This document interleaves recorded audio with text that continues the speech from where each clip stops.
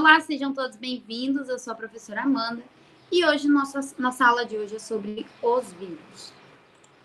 Bom, antes de iniciar nossa aula, nós vamos fazer uma breve retomada sobre os reinos.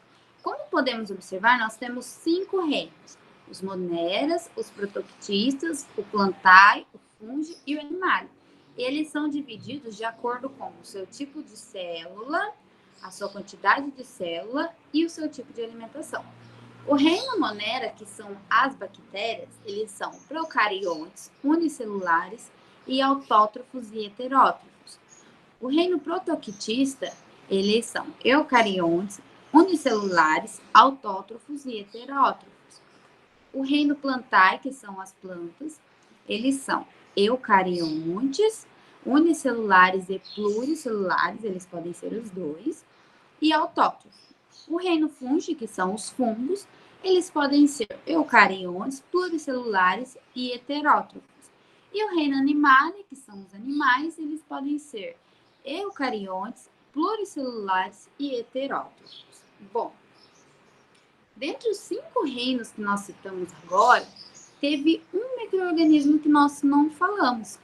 E esse micro-organismo que nós não falamos, ele vem sendo muito estudado atualmente devido à pandemia que nós estamos vivendo. Isso mesmo, esse micro-organismo são os vírus. Então, nós vamos ver como que é o funcionamento dos vírus, por que eles causam doenças, quais são suas características. Vamos começar vendo como que os vírus eles foram descobertos. Um cientista russo chamado Dmitry Ivanivsky, ele identificou um micro-organismo infeccioso na folha de tabaco. Ele viu que tinha algum micro-organismo que causava uma doença naquela folha, só que ele não sabia o que era, porque ninguém nunca tinha estudado o vírus até então. Após muitos estudos, ele descobriu que aquele micro-organismo era um micro-organismo novo, que ninguém sabia nada sobre ele, então ele chamou esse micro-organismo de vírus. Só que ele não conseguiu observar o vírus na folha de tabaco, porque na época não tinha microscópio eletrônico. O microscópio eletrônico ele foi inventado cerca de 50 anos depois, e só então foi possível observar os vírus. Aqui nós temos uma imagem do vírus da folha de tabaco. Mas por que será que os micro-organismos eles não fazem parte dos 5 reinos? Lembrem que eu falei que os 5 reinos eles possuem 3 características, que é a quantidade de célula, o tipo de célula, que é a quantidade de célula, o tipo de célula e o seu tipo de alimentação? Então, os vírus eles não possuem nenhuma dessas características. Em relação à sua quantidade de células, os vírus eles são acelulares, ou seja, eles não são formados por células. E existe também uma diversidade de vírus em relação ao seu formato e em questão da célula que ele vai invadir e parasitar. Alguns vírus, eles podem ser redondos, outros podem ser alongados. Alguns vírus possuem espículas para se fixar nas células. Então, como nós podemos ver nessa imagem, alguns vírus são redondos, como é o caso desses 3, é o vírus da HIV, o vírus da hepatite B e o vírus da influenza. O vírus da rotavírus também é redondo. Estes têm espículas, que são essas glicoproteínas, tipo esses espinhos assim, sabe? Esses espinhozinhos, eles se ligam na célula do nosso organismo e através dele o vírus consegue entrar na nossa célula. Alguns vírus parecem uma cobrinha, como é o vírus da ebola. Outros vírus, eles parecem um robozinho, vejam só, que esse aqui é o bacteriófago. Então, nós temos vários tipos de vírus. E outra característica que determina por que esse micro-organismo vírus não faz parte dos 5 reinos, é porque ele não possui metabolismo próprio, ou seja, ele não consegue se multiplicar e nem não consegue respirar, não consegue se alimentar sozinho, e por conta disso, eles são chamados de parasitas intracelulares obrigatórios, ou seja, para ter qualquer atividade, o vírus ele precisa parasitar, ou seja, ele precisa adentrar as nossas células para poder se replicar. Então, ele utiliza o mecanismo da nossa célula para fazer réplicas de si. Então, eles só se replicam no interior de uma célula viva. E isso é chamado de replicação do vírus. Lembra que eu falei que o vírus tem aquelas espículas que são as glicoproteínas? Então, aqui, ó, o vírus, quando ele chega na nossa célula, ó, essa daqui, tudo isso aqui dentro é a nossa célula. Tá vendo esses pontinhos azuis aqui, ó, que parecem um Y? Então, isso aqui são os receptores, que é onde as espículas do vírus vão se ligar, ó. Aqui nesse desenho dá para ver certinho. E antes de eu explicar a replicação do vírus, é muito importante nós entendermos uma coisa. Todo vírus, ele tem uma especificidade. O que é isso? Cada vírus, vamos supor que cada vírus ele tem uma chave. Vamos supor que essa espícula aqui do vírus é a chave e esses negocinhos azuis aqui, que são os receptores, são a fechadura. Então, para o vírus entrar na nossa célula, a chave e a fechadura tem que ser feito um para o outro, eles têm que dar certinho, entenderam?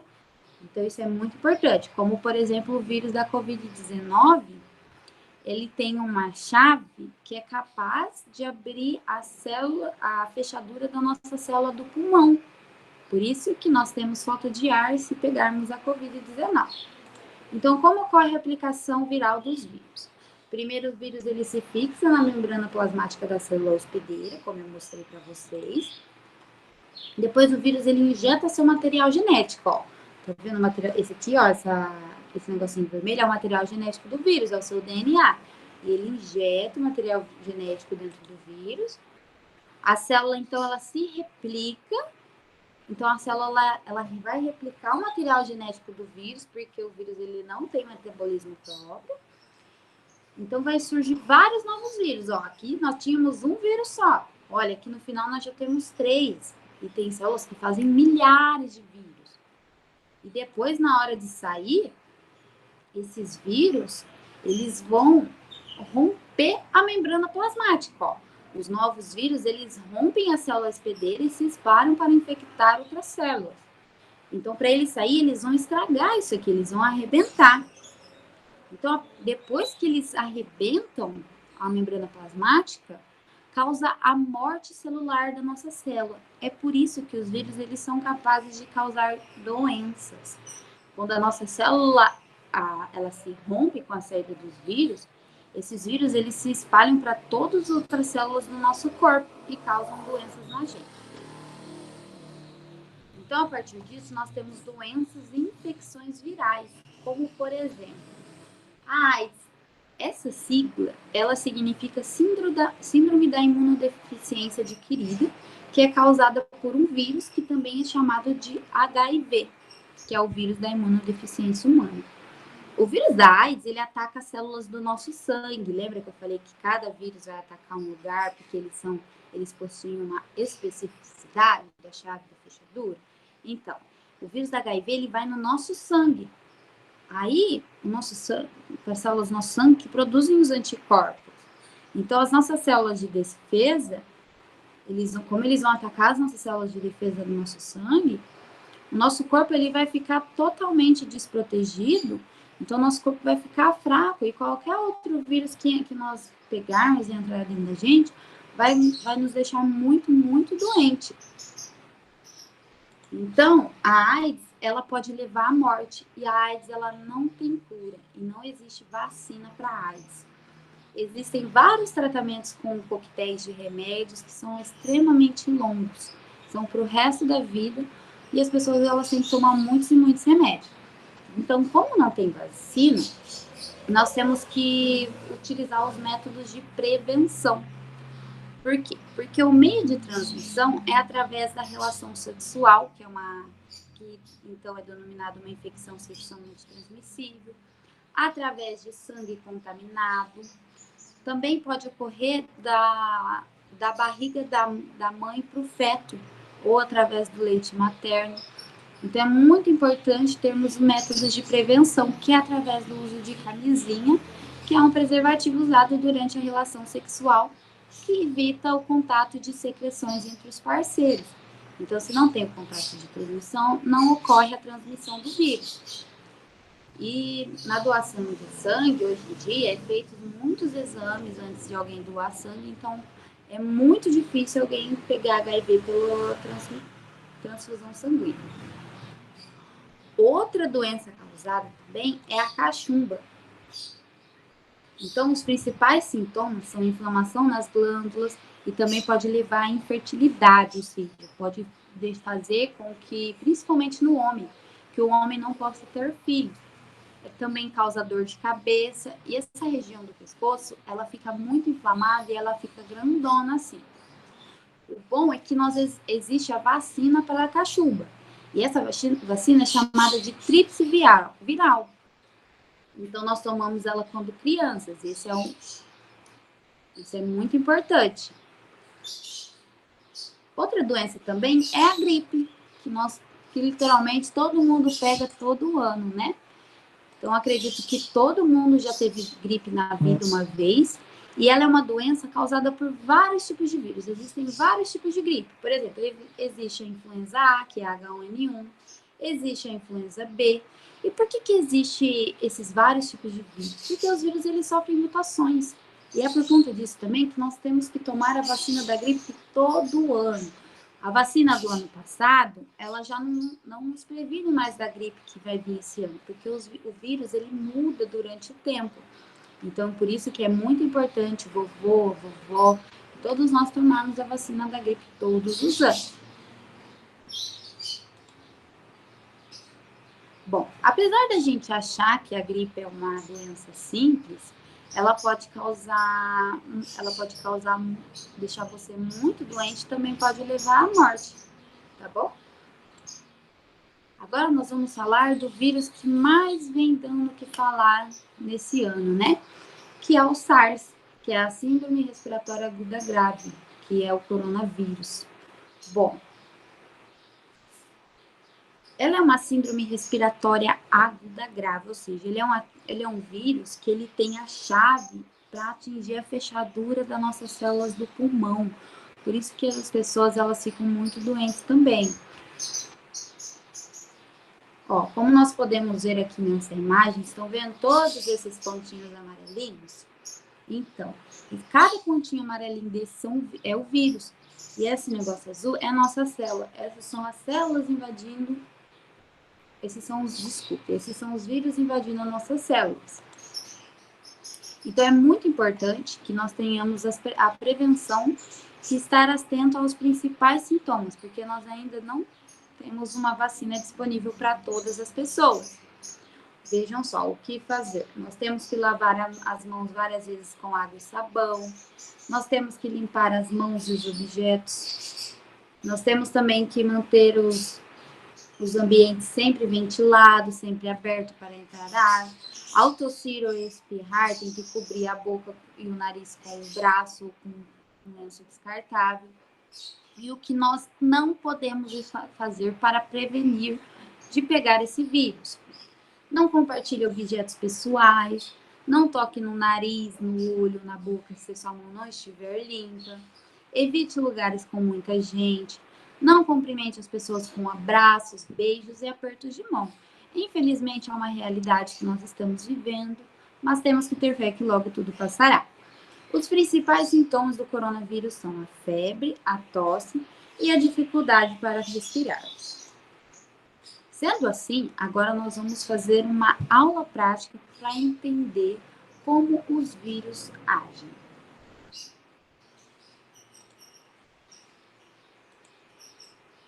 Bom, vamos lá.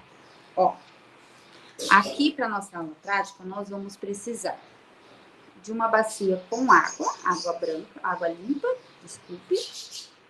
Vamos precisar também de uma caixinha com tinta guache, de um sabão e de uma máscara. Vamos lá. Primeiramente, eu vou colocar a minha máscara. Lembra que nós falamos que um dos principais métodos de prevenção é ter que usar a máscara. Aqui eu coloquei a minha máscara, tá bom? As tintas, vou pegar uma tinta vermelha. A tinta, ela representa o vírus, tá bom? Então, vou sujar a minha mão aqui, ó.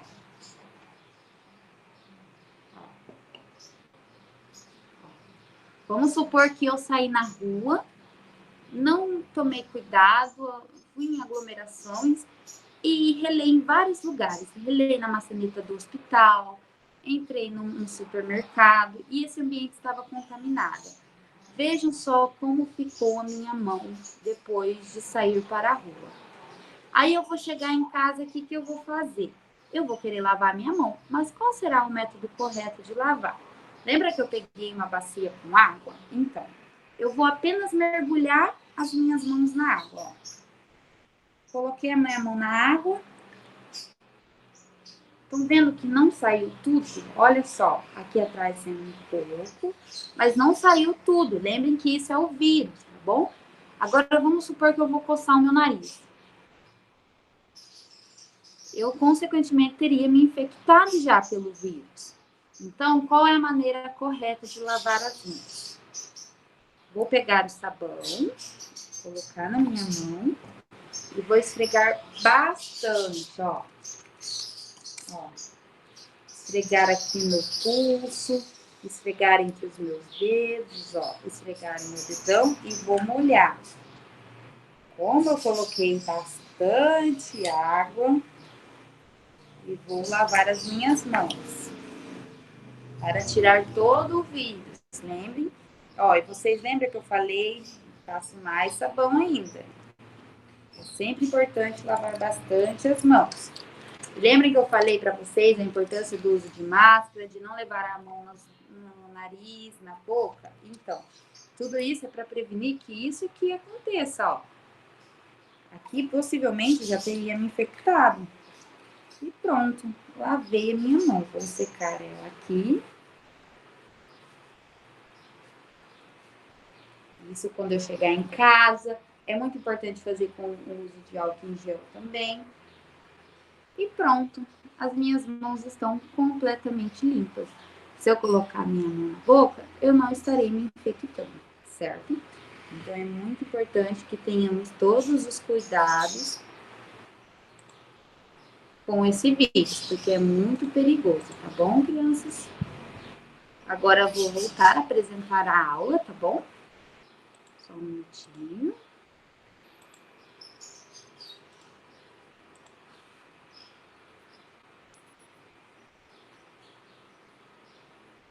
Bom, nós já fizemos a nossa prática, né?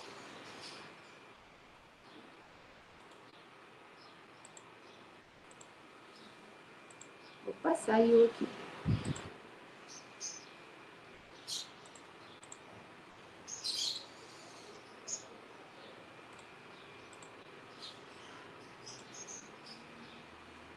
Nós já fizemos a nossa prática, que nós utilizamos tinta guache, máscara, água e sabão. Então, vamos fazer um breve resumo da nossa aula. Nós vimos, então, que os vírus, eles são acelulares, ou seja, eles não possuem célula. Esse é um dos motivos deles não serem classificados dentro dos 5 reinos. Eles também não possuem metabolismo próprio, ou seja, eles são parasitas intracelulares obrigatórios. Eles precisam estar dentro do nosso corpo para poder causar alguma doença. E para poder se multiplicar, respirar também. Como eu disse, eles não se reproduzem sozinhos. E eles também são parasitas intracelulares obrigatórios. Daí eles entram na nossa célula, fazem toda a sua replicação. Aí quando eles saem da célula, eles rompem a nossa membrana, a nossa célula história e causa a doença. E por hoje terminamos. Muito obrigada a todos pela atenção. Fiquem até mais.